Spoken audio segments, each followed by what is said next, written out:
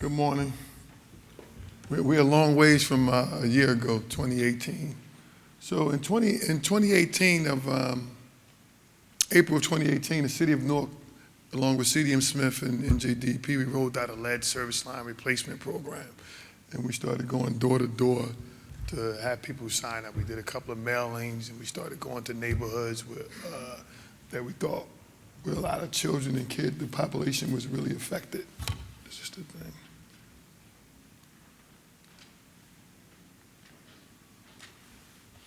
So currently, our program right now, we're replacing about between 85 and 90 lead service lines a day.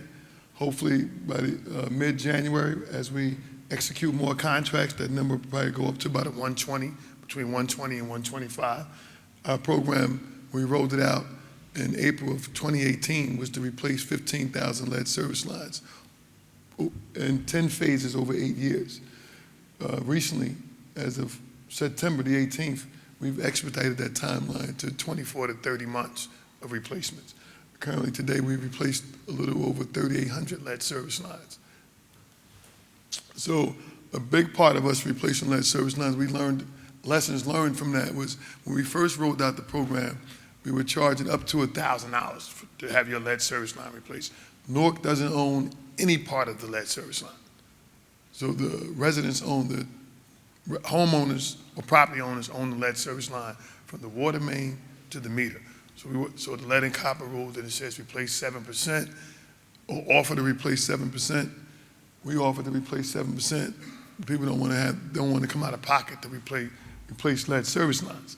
We did notice that once we rolled out the new modified our program, and it's free now, thanks to the mayor and the county executive, we get a $120 million bond. And the new ordinance that we put out was the ordinance in September?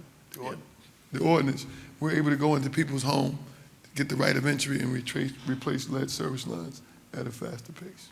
And the state just passed it. Okay. So, remind me with this thing, I don't know if I'm using it right. Do I point it at the, okay.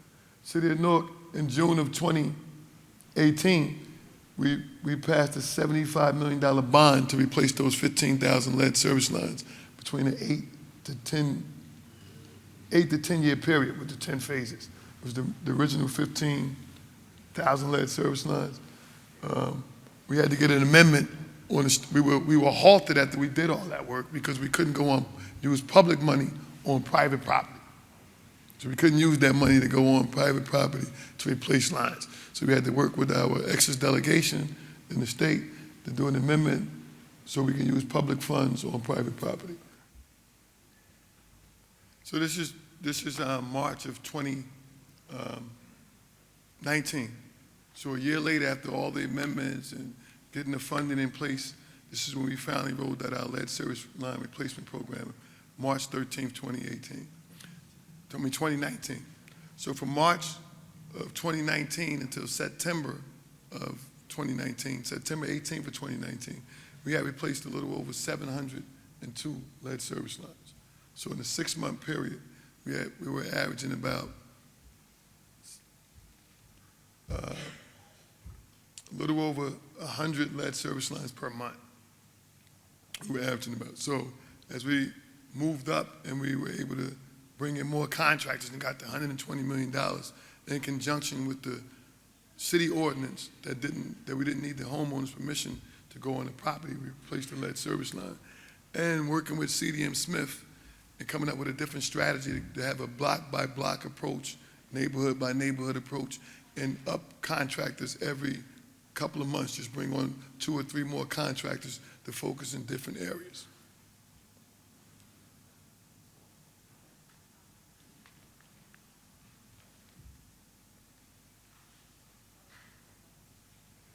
So we also continue to offer free water testing.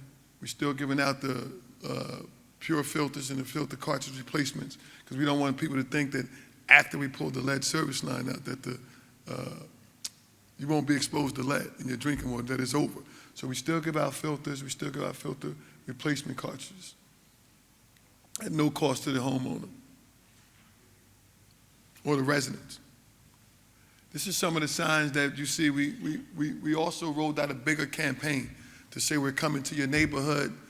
We had lawn signs that go on your lawn and say, I had my lead service line replaced for free. We do see when the contractors are working in certain neighborhoods or on your block, more people come out. You know, we're a little nosy, we want to know what's going on. Oh, we're replacing lines for free. We get those right of entries to go in and do inspections and replace those lines. It takes about a little over between 3 to 4 hours, minimum 3 or 4 hours to replace a lead service line. You know, I signed up for my lead service line replacement. Early on, we worked with Clean Water Action and a couple of other community groups, and we was going door to door trying to get people to not only register for the program, but also give us the right of entry. However, you know, now that everything is a little easier a year later, right? Because we took that beating early on and we learned our lessons and modified the program. We also have a website, NewarkLeadServiceLine.com. If you go to this website, you can see where we're working at. You can also type in your address for your home. If you typed in 35 Smith Street, it'll tell you where you at on the list, what contract you're assigned to, things like that. So the green dot represents that we replaced your lead service line, was replaced. The blue dot, we verified that you didn't have a lead service line at your property. And that verification comes from us doing a visual inspection at the meter, and we excavate a test pit at the curb.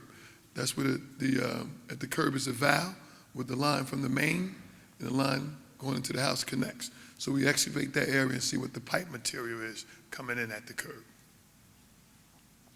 Also, Newark early on, we were one of the first in the state to have a good inventory. It wasn't a great inventory, but it was a good inventory. Our predecessors, the old timers, they kept good records of what they put in. So in 1953, February 1953, Newark banned the use of lead when you constructed a new home.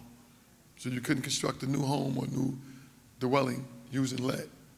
You had to install copper pipe, and we banned galvanized pipe at the same time. Galvanized and lead, you couldn't put it into the distribution system. In 1990s, the early 90s, they banned the city's water department, banned the spot repairs. So you couldn't, if you had a leak on your lead service line, at one time or another, they allowed you to do a spot repair on your lawn. You know, just fix the piece that was leaking. So in the late 90s, or the early 90s, you had to come in and replace the portion that was leaking. So if it was leaking between the curb and the water meter, you had to put a new line in from the curb to the water meter. That was what we call partial replacements. If it leaked in the street, you had to put in a line from the main to the curb. And you can still have the lead service line feeding from the curb to the meter. In 2014, just looking at data over the last couple of years as the weather started changing, we noticed that partial replacements were doing more harm to us, the water department, because we had to come out at nighttime, maybe in the wintertime, 3 or 4 months, maybe later on after this line was replaced, and the other part would break, it would start leaking. So in 2014, we banned you replacing partial lead services. Your plumber had to come in, he had to replace the whole line up to the meter, from the main up to the meter. So also the yellow dot represents that what contract you were assigned to. The red, and you submitted all the proper paperwork so we can start construction on your house. And you see it's a block by block approach. The red dot just tell you that you're assigned to a contract, right of entry is not submitted. So we're going around the city, our contractors and our consultants getting right of entries for neighborhoods as we roll out new contracts in those neighborhoods for you to sign up so we can replace your lead service line. So the block by block approach, if you look at this map, and this map is on our website, NewarkLeadServiceLine.com, you can see on Walnut Street right here, when you see we went down Walnut Street, and as we moved down both sides of the street, the green represents how we replaced it. The yellow represents you submitted everything, we didn't replace it. We're still in that area. We didn't replace it because maybe you weren't able to take off work that day. So we're going to schedule another time before we move out the area. The red dot is we didn't get a right of entry at that time. So when we come back to the area to do the other ones, we'll go back to those houses, right, and get those right of entries to come to finish replacing those services.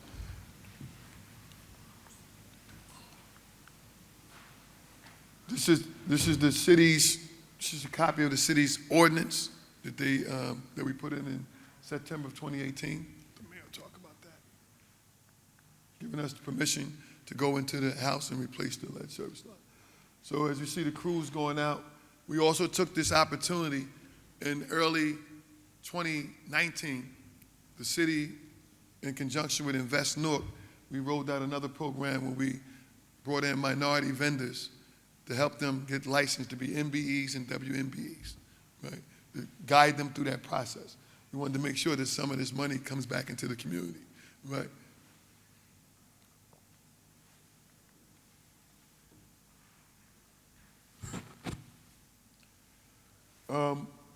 We also was able this summer to create an apprenticeship program where we sent local residents to unions 825 or 472 to get training so they can actually get jobs. And we required the contractors to hire Newark residents that lived in the community, right, to work in the community, to make that process a little easier too. Sometimes they know the community better than the contractors, they know the neighbors, and they can help them expedite the process when we're replacing it.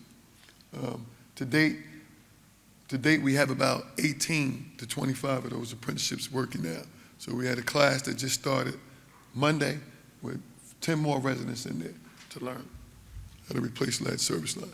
So they'll be able to replace lead service lines all throughout the state. We'll have the resources. It's great. These are two women.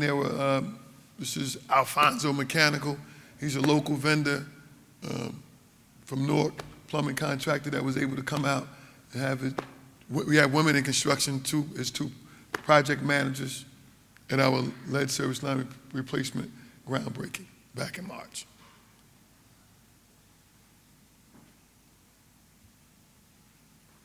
There's pictures of just different sites and some of those apprenticeship program people actually at work.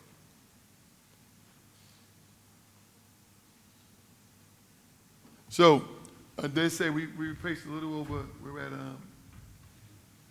3,800 and about 96 as of today on our website every morning at 9 o'clock on NewarkLeadServiceLine.com. The website populates, right, with the total of what we replaced yesterday. So the contractors have to upload this stuff into the GIS. It's reviewed by CDM, and our website updates every day about between 9 and 9:05. It tells you how many lead service lines we replaced. We're finding that on average, about 10 to 12% of the homes that we go to don't have lead service lines. We're verifying as we go in the block by block approach and people signing up that we already told they didn't have a lead service line, or they're just unsure as we do the test pit and do the excavation. We're about 10 to 12% of what we identified as lead service lines not being lead service lines. We're currently in the process of rolling out, issuing certifications, because in the city that your lead service line was removed, so the owner will get a certification from us to say we removed your lead service line, or we inspected your lead service line, and your home doesn't contain a lead water line coming from the main. Because moving forward, if you sold your home, you need to have your lead service line replaced before transfer of deed in the city of Newark. If you didn't want to wait for our program and you opt out of our program, you need to replace your lead service line within 30 days after you not allowing the city to replace your lead service line.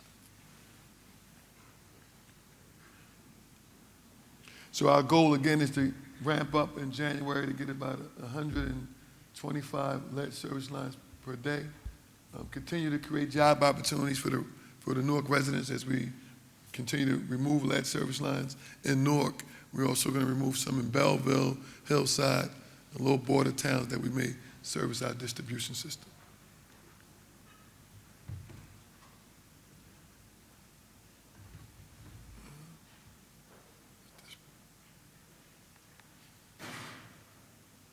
This is a little short video of how we go out and we. On March 13, 2019, the City of Newark broke ground on a new lead service replacement program, a key part of its effort to reduce the risk of lead in residential drinking water. Privately owned underground service lines connect the city's water mains in the street to our homes and buildings. Sometimes, particularly in older homes, they may be made out of lead. In these instances, pregnant moms and young families are most at risk. That's why the city's program goes above and beyond the law, creating an 8-year, $75 million plan to permanently replace approximately 15,000 privately owned lead service lines across Newark. Under the program, the homeowner's out-of-pocket costs will be $1,000 or less. To get started, residents should visit www.newarkleadserviceline.com to determine if your home has a lead service line and apply for the next phase of construction. The city has contracted with an engineering firm to oversee and manage the program, and replacements will be performed by local contractors. If approved, a contractor will contact you to review and discuss the work to be performed, obtain your permission to perform the work, arrange for a pre-construction survey of the areas where your service line will be replaced, and finally, schedule the work. On that date, you will need to be present for approximately 4 hours while work is being performed. Work begins by digging around the vertical water pipe near your curb box, and a new copper line will be installed. In most cases, work can be done with trenchless technology, allowing a full replacement without the need to dig across the entire front lawn. In some limited cases, a narrow open trench may be required.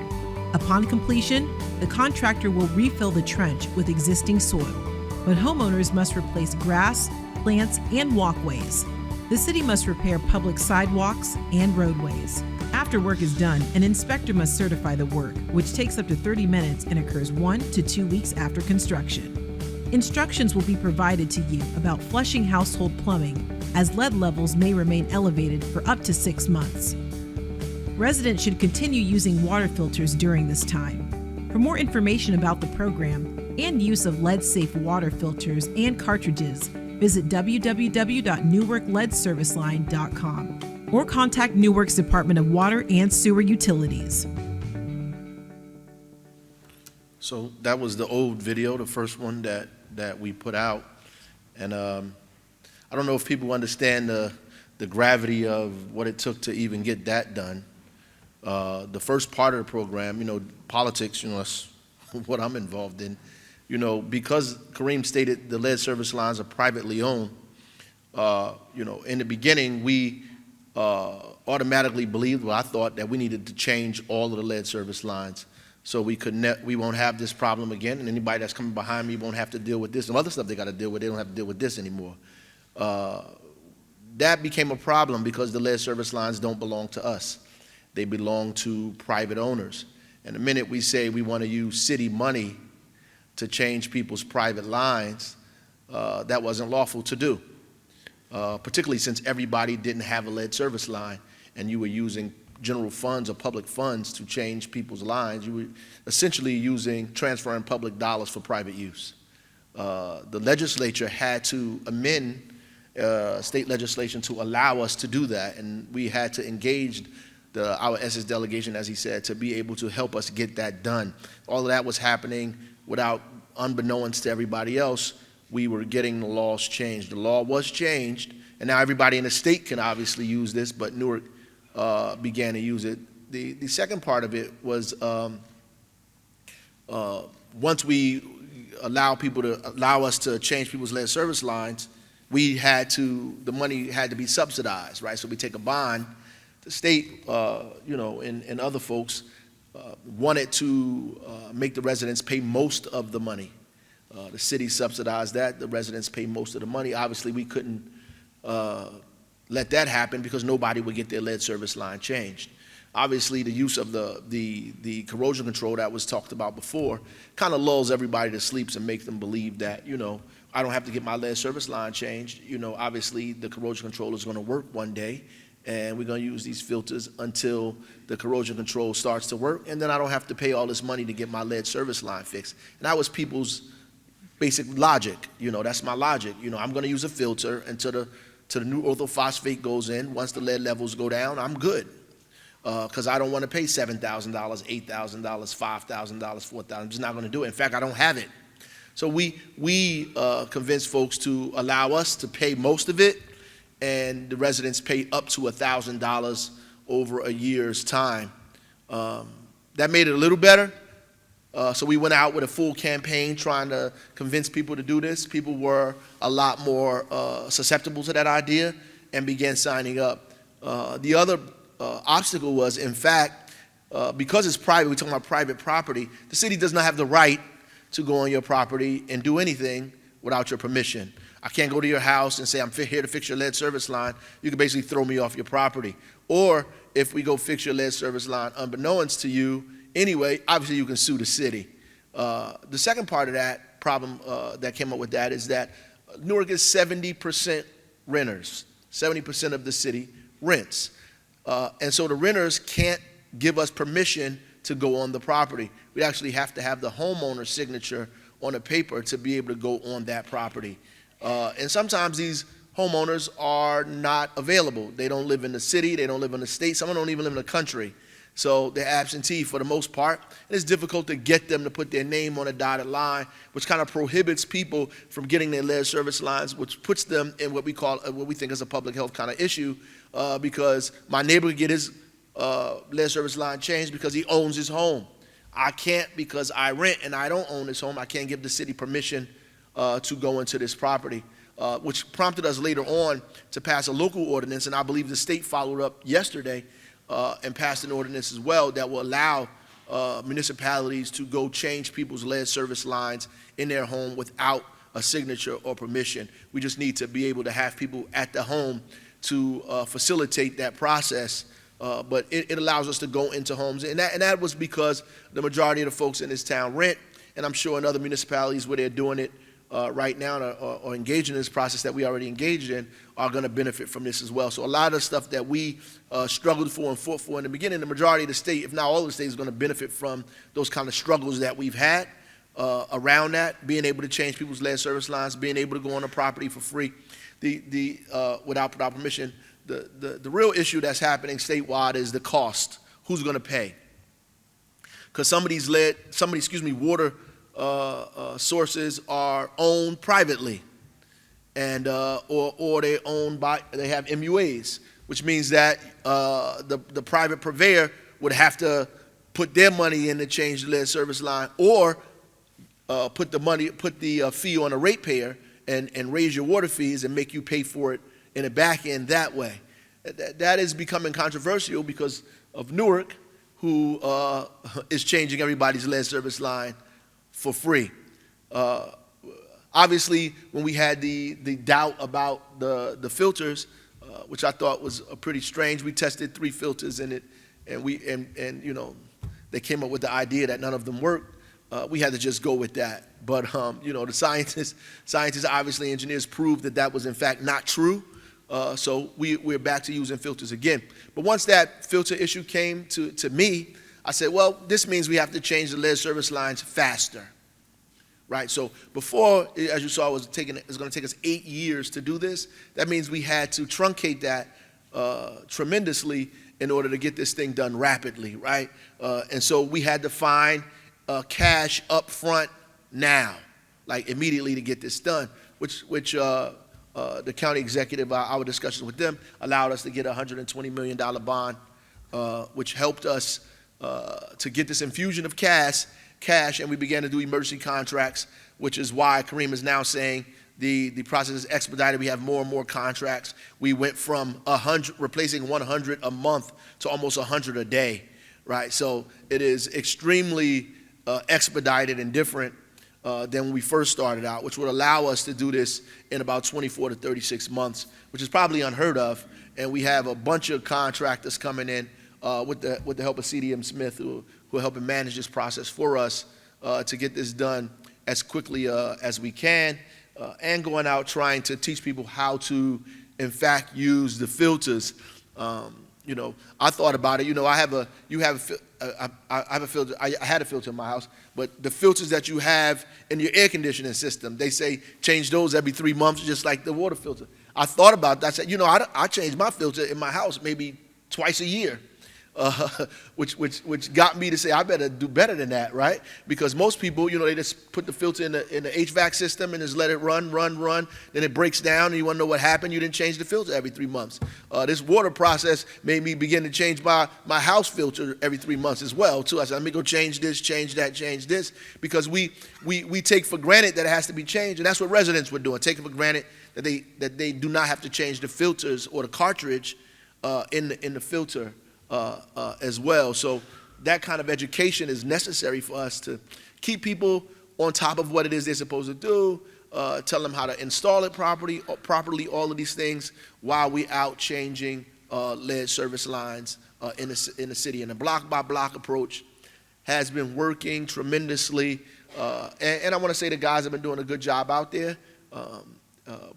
We haven't gotten any complaints about that. Plus, we were able, as Kareem pointed out, to allow Newark residents not just get hired, but subcontractors to get a part of a huge sum of the kind of proceeds, the revenue that are going to be created around fixing these lead service lines, that I'm sure that they can use those skills around the state. We're talking at least 60 municipalities who have this similar problem that we're talking about in the state of New Jersey. So there's going to be a lot of work.